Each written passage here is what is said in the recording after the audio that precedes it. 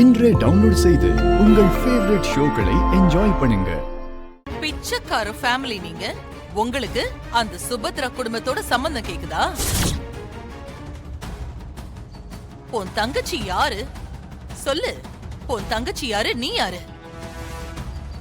10 பவுன், ஏன் 1 பவுன் நகை உங்களால போட முடியுமா? உன் தங்கச்சிக்கு அவ்வளவு பெரிய இடத்துல மாப்பிள்ளை வேணுமா? இப்ப கூட ஒண்ணும் கேட்டு போயிடல.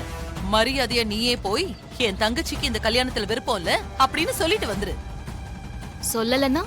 சொல்லலன்னா உங்க வீட்ல வயசான தாத்தா ஒருத்தர் இருக்காருல்ல, பாவம், அவருக்கு ஏதாவது ஆயிடுச்சுன்னா அப்புறம் நான் ஒண்ணும் பண்ண முடியாது.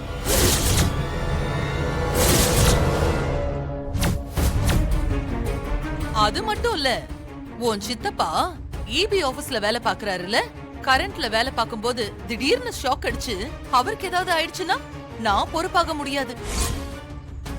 உன் பாசமான தங்கச்சி என் தீப்தி வாழ்க்கைக்கு தடையா இருக்காளே அந்த வர்ஷினி, அவளுக்கு ஏதாவது ஆயிடுச்சுன்னா என்ன கேட்க கூடாது, புரியுதா?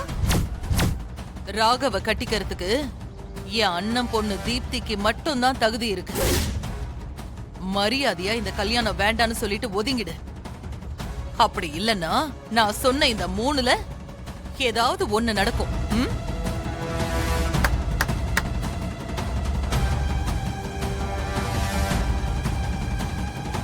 ஒரு குடும்பத்தை திட்டம் போட்டு ஏமாத்தி அந்த குடும்பத்துக்குள்ள திருட்டுத்தனமா உங்க அண்ணன் பொண்ண மருமகளா ஆக்கணும்னு நினைக்கிற உங்களுக்கே இவ்ளோ திமிரனா, ஒவ்வொரு விஷயத்திலயும் நியாயமா பணத்தை சம்பாதிச்சு கஷ்டப்பட்டு உழைச்சு தினம் 10 ரூபாயா சேமிக்கிற எங்களுக்கு எவ்ளோ திமிரு இருக்கும்?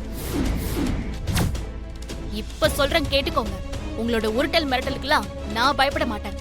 என் தங்கச்சி ஆசைப்பட்ட வாழ்க்கைய நான் அமைச்சு கொடுப்பேன். சுபத்ரா அத்த வீட்டு மருமகளா என் தங்கச்சி தான் போவா. உங்களால என்ன பண்ண முடியுமோ பண்ணிக்கோங்க, போங்க. உங்க பேச்சுக்கெல்லாம் பயப்படுற ஆளு நான் கிடையாது.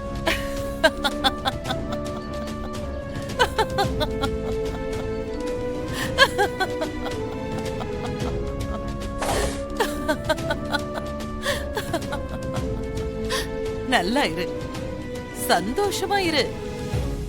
உன் தங்கச்சிய பத்திரமா பாத்துக்கோ. பாத்துக்கிறோம்.